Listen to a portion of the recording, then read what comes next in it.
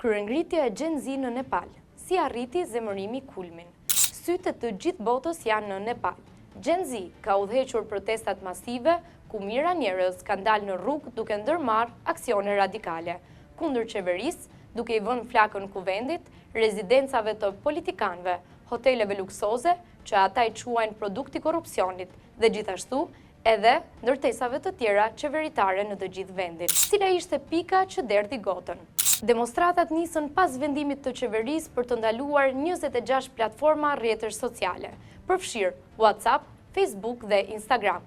Rrjetet sociale janë në përdorim masiv nga qytetarët e këtij vendi, duke shënuar dhe normat më të larta për frymë në Azinë Jugore. Qeveria i ndaloi me arsyetimin se nuk arritën të përmbushin afatin për të regjistruar pranë Ministrisë së Komunikimit dhe Teknologjisë së Informacionit të Nepalit. Kush po proteston? Të nxitur nga rrjetet sociale dhe të udhëhequr nga të rinjtë e vendit, këto protesta janë ndryshe nga çdo herë apo vend tjetër. Protestuesit identifikohen si brezi Gen Z, dhe ky term është ndërruar në një simbolik bashkuese në të gjithë lëvizjen.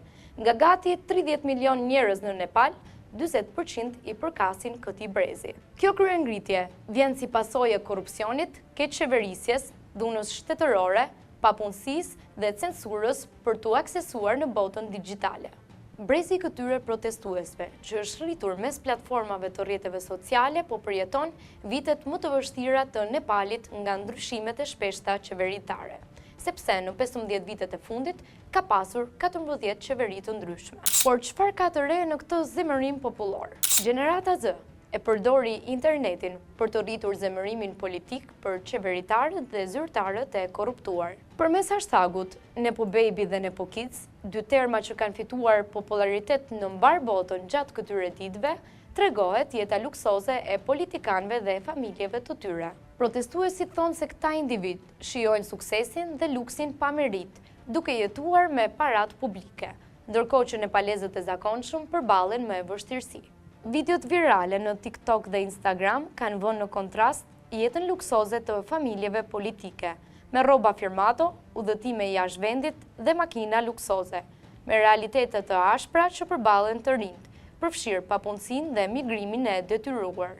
Parullat janë shndërruar në një simbol të pakënaqësisë më të thellë ndaj pabarazisë, teksa protestuesit krahasojnë jetën e elitës me atë të qytetarëve të thjeshtë. Dy kërkesat e Gen Z janë të qarta.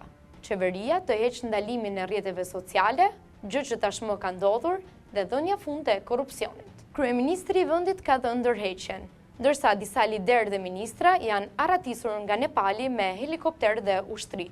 Ora policore e vënë pa afat nuk është respektuar nga protestuesit, të cilët bëjnë thirrje për llogaridhënie dhe reformim të qeverisë. Institucionet kryesore të Nepalit, siç janë gjykatat, burokracia dhe forcat e sigurisë, ende dominohen nga elitat e vjetra. Çdo përpjekje për të zhvendosur pushtetin mund të përballet me rezistencë.